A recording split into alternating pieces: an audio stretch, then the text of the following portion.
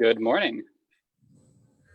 Good morning. My name is Horst Schmidt. I'm the president of the Upper Peninsula Environmental Coalition and an officer of the Friends of the Land of Keweenaw.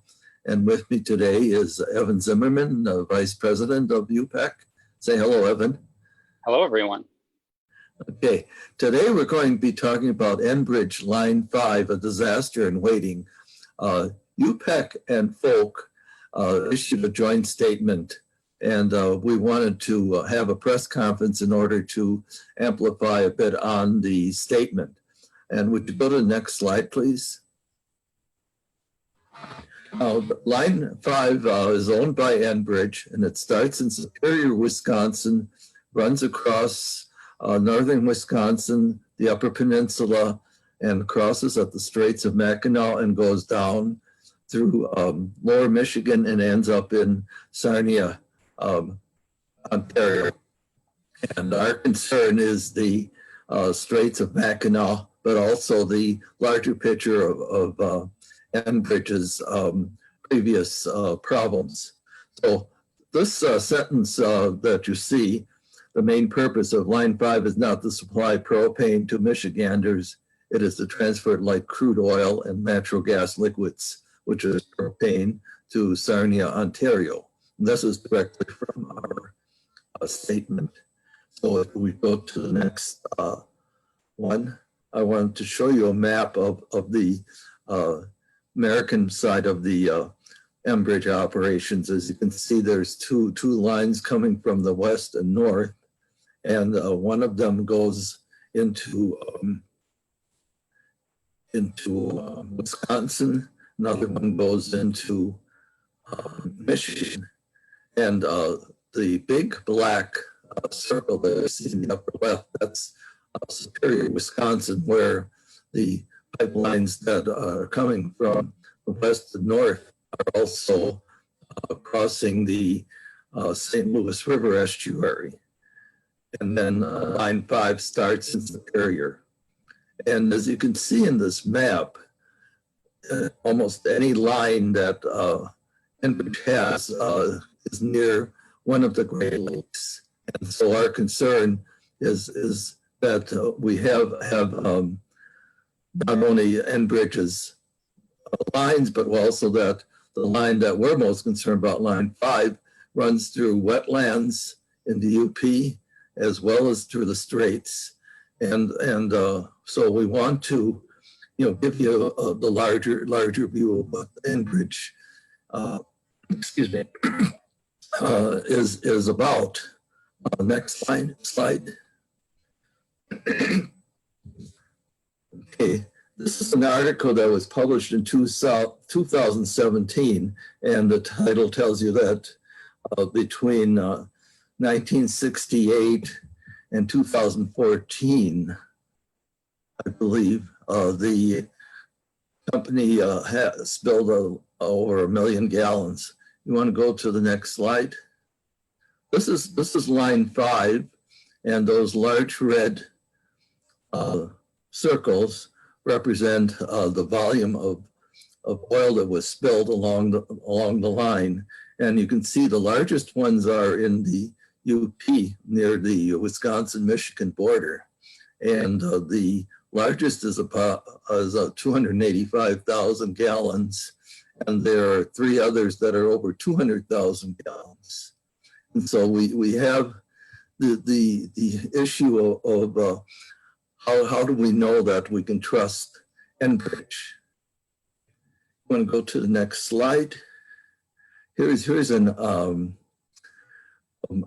enlargement of that area, and you can see where those 4 large ones came, plus another one that was almost 100,000 gallons.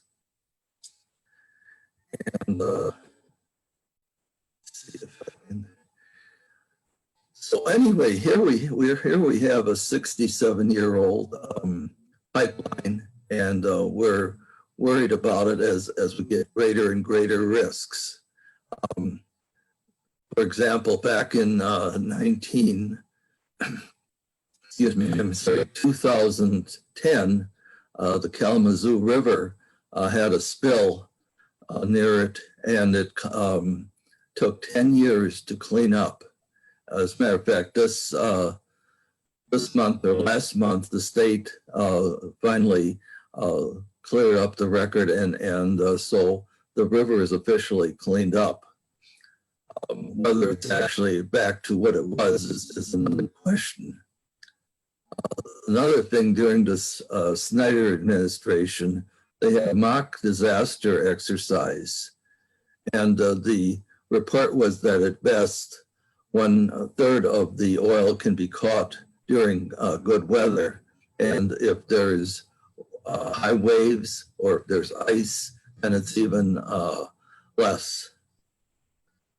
And then also there was a court hearing last week in order to shut down the Line 5 temporarily because of possible damage to the one of the anchors on the twin lines under the straits. And during that hearing, the attorneys for Enbridge had the main goal of getting the oil pumping again. And so we have the issue of Enbridge trying to maintain the oil flow and not being concerned about our environment. And one thing we noticed is that during the hearing, Mr. Coburn, one of the Enbridge attorneys, was trying to say that the state has no jurisdiction and that it's all federal. And the judge, in asking these questions of them about the jurisdiction, found that the lawyers were not able to fully answer the question as to how the state was able to maintain its control through the easement that was signed in 1953. So we're looking at it at a company that keeps on trying to put the pumping and profits first, and we constantly are seeing this problem. Now, in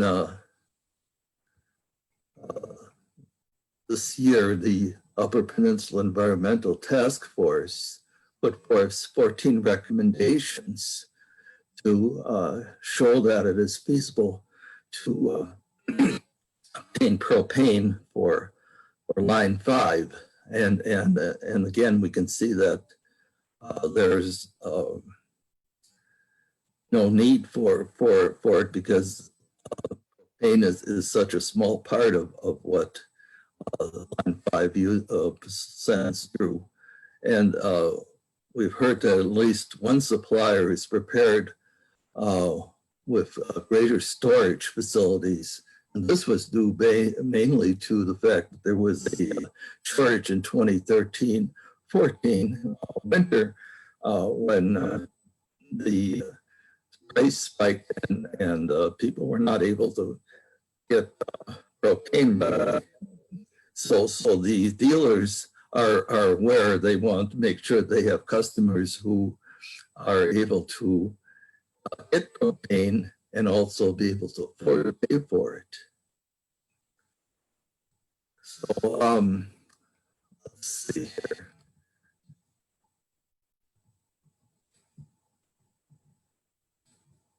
Right, can we go to the next slide, Evan? Okay, from this article, you can see that the history is not very good. 29 leaks. This is a 2017 article, so we should add 3 years to it. And then you can see the size of the spills are from minuscule to the huge ones that I pointed out between 1968 and 2015. And as you can see, the barrels of oil translates to over 22 million gallons, and there's 42 gallons in a barrel. And so in 2017, this is what they were pumping on a daily basis. Next. All right, so what we want to make point is that you have a 1 million gallon spill history. You have a 67-year-old pipeline that is at greater and greater risk, because every time there's damage, you never know when it's going to fail. And during the court hearing, it was pointed out that Enbridge has no real-time capacity to know whether or not the spill is occurring in the Straits. So again, get the oil pumping. That's the main thing. And trust. And over the decades, you see a culture of manipulation of regulatory and political systems.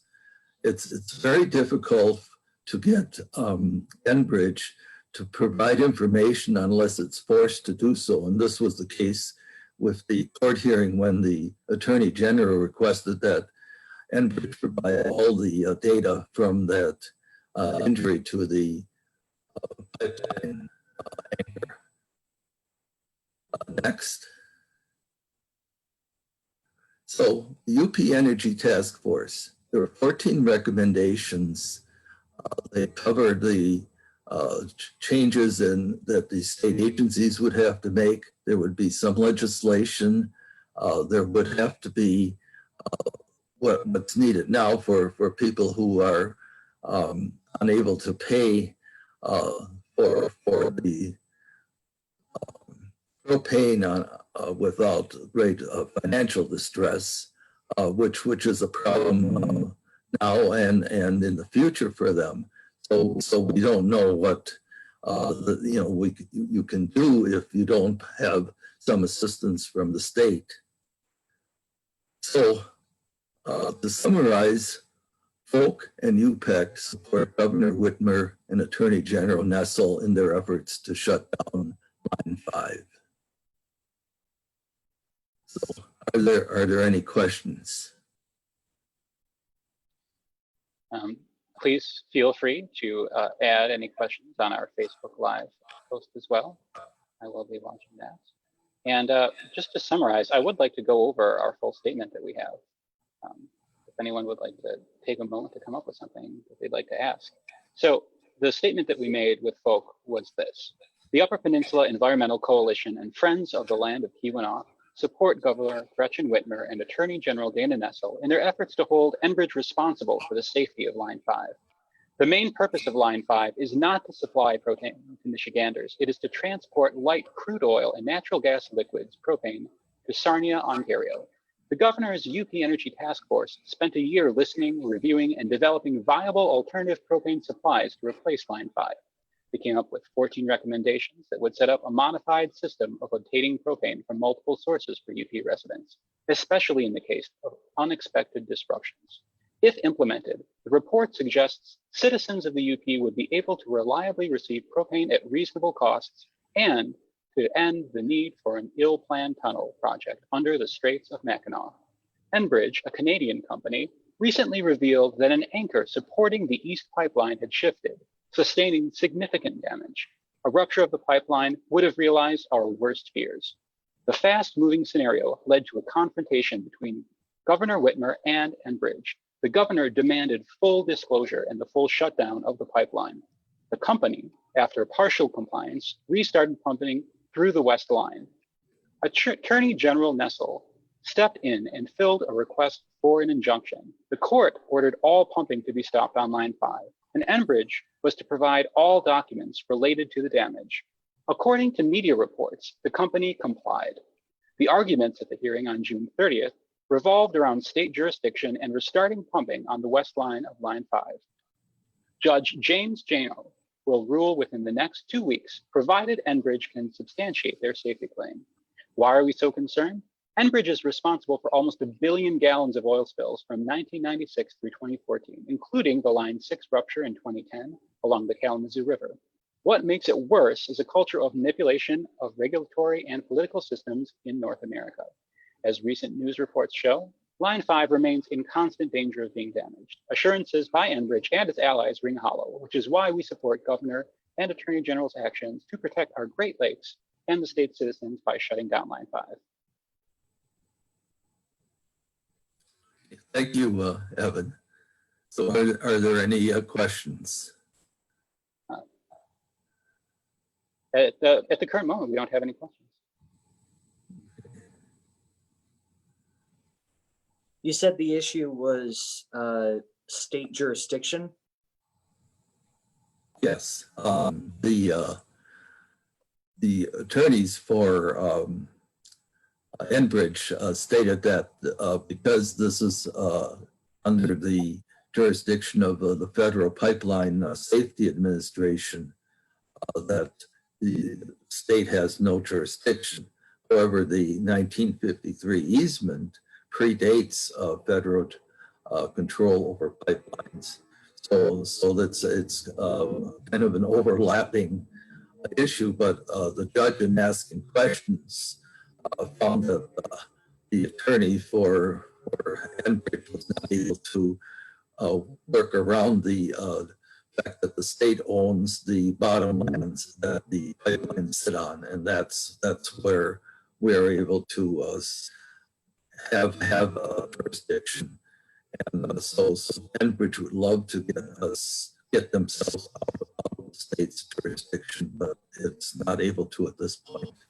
I'm assuming that whatever happens legally, and it doesn't work in Enbridge's favor, there'll be appeals.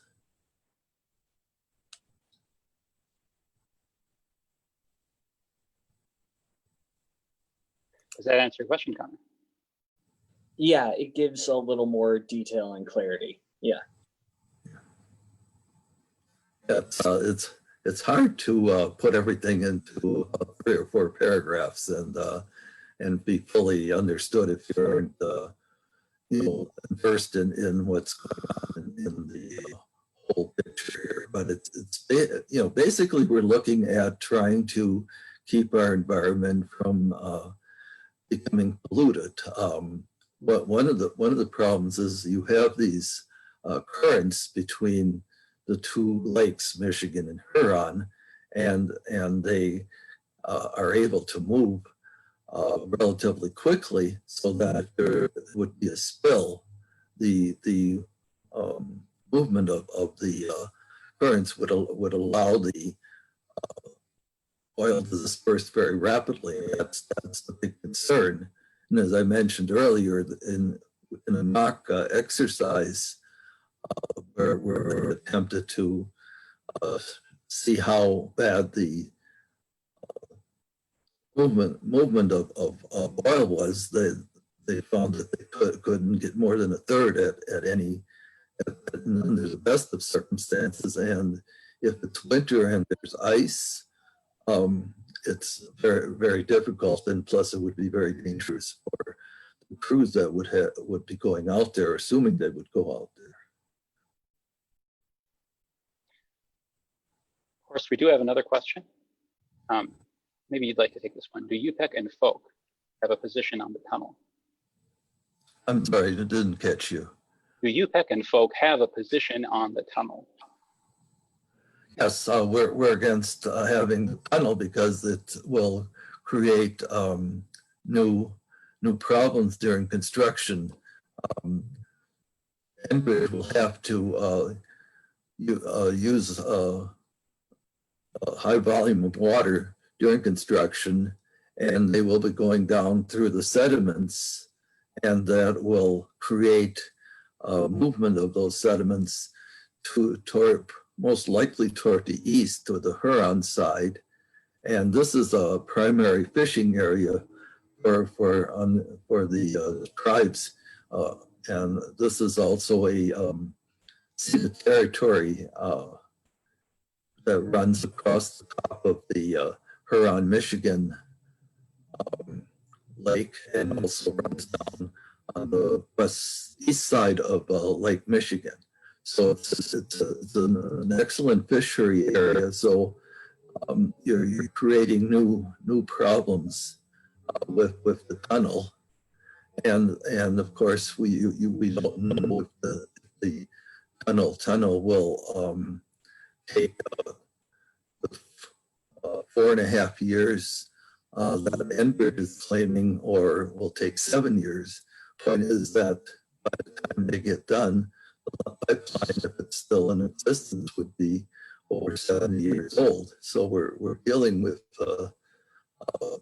constant pressure on us to get this pipeline moved before we have the spill, and it's very hard to get people to see that it's the environment is more important than the oil that's pumped through, and that's where we don't see the tunnel as being the savior that the previous administration thought it would be.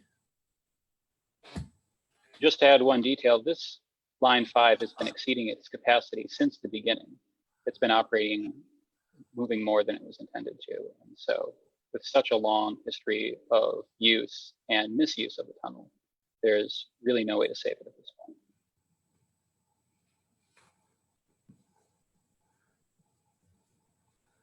So are there any other questions?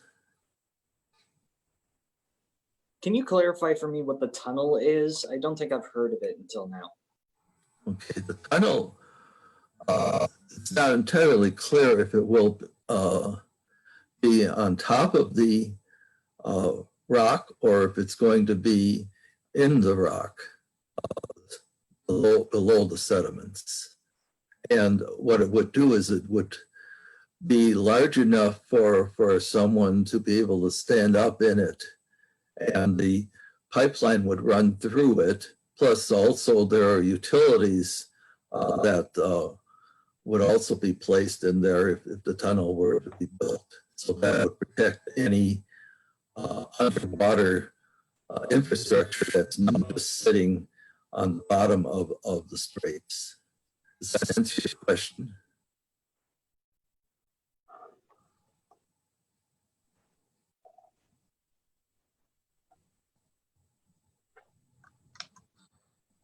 So fortunately, we do have a lot of alternatives to line 5.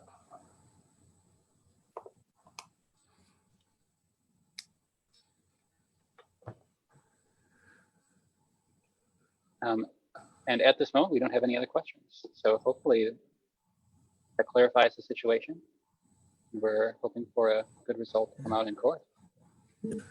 So and we hope that you, if you are interested in this, that you advocate to your state representatives and senators and to Governor Whitmer and Attorney General Nessel that the pipeline is not something that we want to have continue and take the chance of again doing great damage to the lake and to its ecosystems. It's survived. It's able to continue provide for us, and if we continue on this path of allowing an oil pipeline underneath the straits, we are in great danger of having it basically explode on us. Thank you. Thank you. And if anyone would like more information, we did a show on May 12th with Jeff Towner and Mike Ripley. And we have those presentations that they did on our website, upenvironment.org. And also the full recording of the Zoom call that we did is on our YouTube channel. Just look for Upper Peninsula Environmental Coalition on YouTube. That's upenvironment.org. upenvironment.org. Yeah. So it's easy for us to say, but others have it down. All right, well, thank you very much for joining us today, and we hope that this has enlightened you, and we will look forward to your support. Thank you. Thank you very much.